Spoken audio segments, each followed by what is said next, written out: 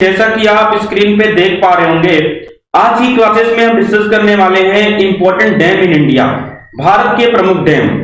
तो बिल्कुल आपको क्लियर होगा, हर चीजें बिल्कुल क्रिस्टल क्लियर होगा। थोड़ा सा स्क्रीन को हम जूम करेंगे ताकि आपको जो मैटर है वो आसानी से दिखे और अच्छा दिखे। क्लियर। सबसे पहले हम देखते हैं उत्तराखंड के डैम। उत्तराखंड में एक नदी है जिसका नाम है भागीरथी नदी। इस पर टिहरी डैम बना है। अब देखिएगा, ध्यान से समझिएगा, इसको हम कैसे याद करेंगे। टिहरी में स्टार्टिंग में टी वर्ड आ रहा है, तो मान लीजिए जो बांध था, जो डैम था, वो टी आकार का था और इस पे एक लड़की भाग रही थी और भागते भागते वो अचानक से नदी में गिर गई। तो लड़की भाग रही थी, भागी से निकला भागीरथी नदी। कौन से आकार का बांध था जिसपे भाग रही थी? टी आकार का था, टी से निकला टिहरी डैम। अब देखिए, जब आप टी बनाते हैं तो ऐसा लगता है कि ये डैम बहुत ऊंचा होगा, इसलिए याद रखना टिहरी डैम भारत का सबसे ऊंचा बांध है। क्लियर है। अगला हम देखने वाले हैं नागार्जुन सागर बांध, जो कृष्णा नदी पर बना हुआ है, आंध्र प्रदेश में है। नागार्जुन में लास्ट में अर्जुन वर्ड आ रहा है और जिस नदी पर बना है उसमें कृष्ण नदी आ रहा है, कृष्णा नदी आ रहा है। तो अर्जुन को उपदेश दिया था कृष्ण ने महाभारत के युद्ध में कि युद्ध में अपना कोई भी सगा संबंधी नहीं होता। तब अर्जुन ने अंधाधुंध तीरियां चलाई और दुश्मन को पराजित कर दिया। तो अंधाधुंध तीरियां चलाई, अंधाधुंध से निकला आंध्र प्रदेश। क्लियर है।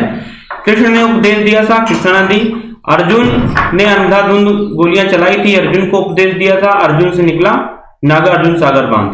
नेक्स्ट अलमाटी बांध। अलमाटी में लास्ट में माटी वर्ड आ रहा है, माटी से निकला मिट्टी। मिट्टी किसने खाई थी? कृष्ण भगवान ने खाई थी। और जब उनकी माता जी फिर उनको जब दौड़ा रही थी तो कृष्ण आगे आगे भाग रहे थे, उनकी माता उनको पकड़ रही थी मारने के लिए। अर्थात ये एक नाटक हो रहा था, बहुत ही अच्छा दृश्य था, जैसे एक नाटक हो रहा है। फिर कृष्ण ने अपना मुख खोला था तो उनकी माता को उनके मुख में ब्रह्मांड दिखाई दिया था। तो ये स्टोरी आपने सुना ही होगा, उस स्टोरी से आप याद रख लेना। मिट्टी यानी माटी से ही निकला मिट्टी। किसने खाई थी? कृष्ण ने खाई थी। कृष्ण जी भाग रहे थे, उनकी माता जी दौड़ा रही थी। तो ये एक नाटक जैसा दृश्य चल रहा था। क्लियर है। अगला हम देखने वाले हैं इडुक्की बांध। इडुक्की बांध पेरियार नदी पर है, केरल राज्य में है। देखिएगा, ये बहुत महत्वपूर्ण है। इडुक्की से थोड़ा वर्ड आ रहा है डुबकी। अब डुबकी आप कहां लगाएंगे? स्विमिंग पूल में लगाएंगे। अब स्विमिंग पूल में जब आप जाएंगे तो सबसे पहले आपको पे करना पड़ेगा ना, पैसे पे करना पड़ेगा, फोन पे, गूगल पे, या आपको पैसे वहां पे देना पड़ेगा, तब एंट्री होगी टिकट लेकर के। तो इस पे से पेरियार में स्टार्टिंग में पे आ रहा है, पे मानी कुछ आपको पैसा देना पड़ेगा, तो बस याद हो जाएगा। इडुक्की यानी डुबकी लगाना है तो पैसा पे करना पड़ेगा। पेरियार बांध, इडुक्की बांध जो है पेरियार नदी पर है। एक्स्ट्रा याद रखना, ये केरल राज्य में पड़ता है। क्लियर है। अगला नेक्स्ट हम देखने वाले हैं भाखड़ा नागल बांध, जो सतलुज नदी पर है। इसे हम सतलुज नदी भी कहते हैं, हिमाचल प्रदेश में है। अब भाखड़ा नागल में लास्ट में गल वर्ड आ रहा है। गल मतलब कोई चीज गल जाएगा तो वो लूज पड़ जाएगा, क्योंकि सतलुज में आपको लूज वर्ड मिल जाएगा। जब बांध गल जाएगा तो वो क्या पड़ जाएगा? लूज पड़ जाएगा। बस भाखड़ा नागल बांध जो है वो सतलुज नदी पर है। ठीक है। और जब लूज पड़ जाएगा तो उस पर चला नहीं जाएगा। चल लिखा हुआ है हिमाचल प्रदेश, उस पर चला नहीं जाएगा, यहां से लिख गया, निकल गया हमारा हिमाचल प्रदेश। क्लियर है।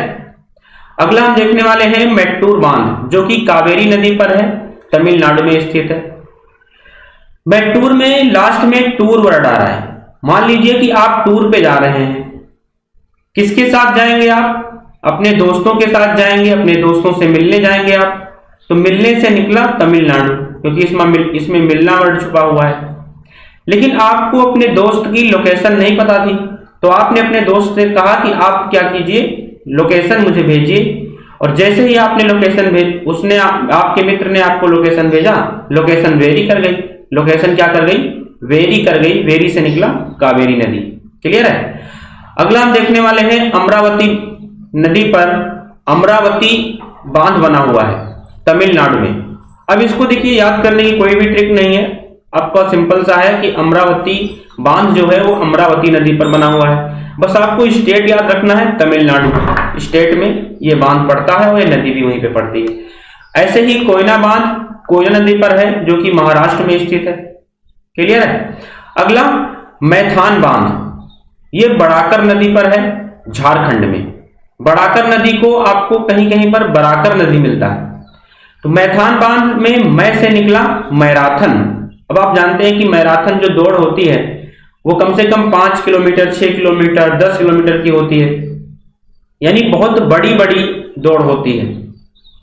तो बस बड़ी बड़ी दौड़ होती है तो बड़ा बढ़ाकर यहाँ पे बड़ा वर्ड आ गया। और जब आप बहुत बड़ी दौड़ दौड़ेंगे, बहुत देर तक दौड़ेंगे, 5 से 6 किलोमीटर, 10 किलोमीटर, तो जब आप रुकेंगे तो आपको झरझर झरझर क्या आएगा? पसीना आएगा। तो झरझर, झारखंड में देखो झार वर्ड आ रहा है, तो झरझर करके क्या आएगा? पसीना आएगा। क्लियर है? याद हो गया? अगला हम देखने वाले हैं रंजीत सागर बांध। रावी नदी पर बना है, पंजाब राज्य में।